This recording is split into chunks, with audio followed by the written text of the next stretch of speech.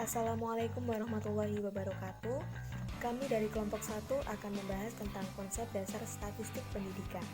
Anggota dari kelompok kami yaitu yang pertama, Luki Andika Pratama dengan NIM 2047, Farah Sofia dengan NIM 2049, Yunita Ekawati dengan NIM 2051, Siva Lutfiatin Hasanah dengan NIM 2052, Salsabila Keke Mauliana dengan NIM 2066, Alvita Arlinda dengan NIM 2072, Rizka Maula Nuryama Ningtyas dengan NIM 2075, dan Agnes Milendia Oksyafira dengan NIM 2082. Yang pertama, yaitu konsep dasar statistik pendidikan. Di sini kami akan menjelaskan mengenai konsep-konsep dasar statistik. Secara etimologi, kata statistik berasal dari bahasa Latin, yaitu status, yang artinya negara. Mengapa demikian? Karena awal mulanya statistik diartikan sebagai bahan keterangan atau data, baik data kuantitatif maupun kualitatif yang dibutuhkan oleh suatu negara.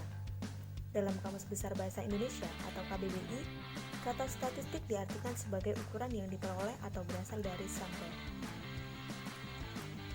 Statistik merupakan kumpulan data, dianalisis dan diteliti agar dapat menjadi kesimpulan atau menjadi sebuah keputusan dengan metode-metode tertentu.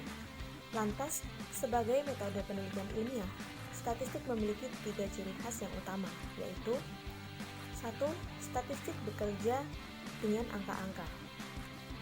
Angka-angka dalam statistik memiliki 2 arti, yaitu angka yang menunjukkan jumlah dan nilai atau harga, misalnya angka kecerdasan, angka prestasi belajar, berat atau tinggi badan, dan lain-lain. 2. Statistik bersifat objektif. Hadi tahun 2002 dengan tegas mengemukakan bahwa kerja statistik menutup pintu masuknya unsur-unsur subjektif yang dapat menyamarkan kenyataan. Tidak dapat berbicara lain kecuali yang apa adanya. Statistik yang berbicara apa adanya ini dianggap bahwa statistik bersifat objektif. 3. Statistik bersifat universal. Maksud dari statistik bersifat universal ialah bahwa statistik dapat digunakan pada hampir semua bidang penelitian. Penelitian dalam ilmu eksakta, sosial dan budaya, serta seluruh bidang ilmu dapat menggunakan statistik dengan keyakinan penuh untuk mengetahui sebuah kesimpulan. Dalam statistika terdapat beberapa hal yang perlu diketahui, yaitu data dan variabel. Data adalah keterangan yang berupa angka atau paparan. Sedangkan variabel diartikan sebagai suatu konsep yang mempunyai variasi atau keragaman. Hipotesis, suatu dugaan sementara yang dilakukan oleh seorang peneliti dalam sebuah penelitian. Populasi dan sampel. Populasi adalah seluruh individu yang dimaksudkan untuk diteliti yang nantinya akan dibuat kesimpulan. Sampel adalah sebagian kecil yang dijadikan wakil dalam penelitian. Interpretasi uji statistik, pengambilan kesimpulan dengan membandingkan nilai empirik dengan nilai teoritik.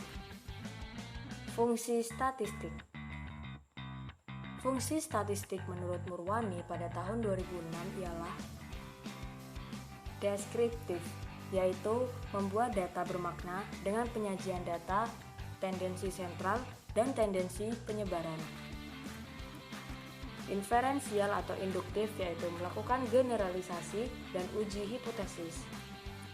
Prediksi melalui regresi bentuk hubungan fungsional dan korelasi keterkaitan hubungan timbal balik. Manfaat statistik. Dalam kehidupan sehari-hari, statistik tersebut berperan sebagai penyedia bahan atau keterangan dari berbagai hal untuk diolah dan juga ditafsirkan. Dalam penelitian ilmiah, statistik tersebut dapat berperan sebagai penyedia alat untuk dapat mengemukakan ataupun menemukan kembali keterangan yang seolah tersembunyi dalam angka. Statistik dalam penelitian pendidikan. Pada penelitian kualitatif statistik tidak digunakan untuk menarik kesimpulan.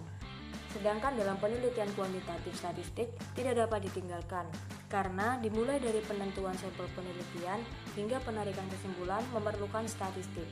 Statistik mempunyai peran yang sangat besar pada penelitian kuantitatif. Berikut akan diberikan beberapa kegunaan statistik dalam penelitian kuantitatif. 1. alat yang menghitung besarnya anggota sampel yang diambil dari suatu populasi. 2. Alat untuk menguji validitas dan reliabilitas instrumen. 3. Membantu peneliti menyajikan data hasil penelitian sehingga data lebih komunikatif. 4. Alat untuk analisis data, seperti menguji hipotesis penelitian yang diajukan. Terima kasih kepada teman-teman yang telah menyimak video kami. Semoga video ini dapat membantu teman-teman sekalian untuk memahami apa itu konsep dasar statistik pendidikan.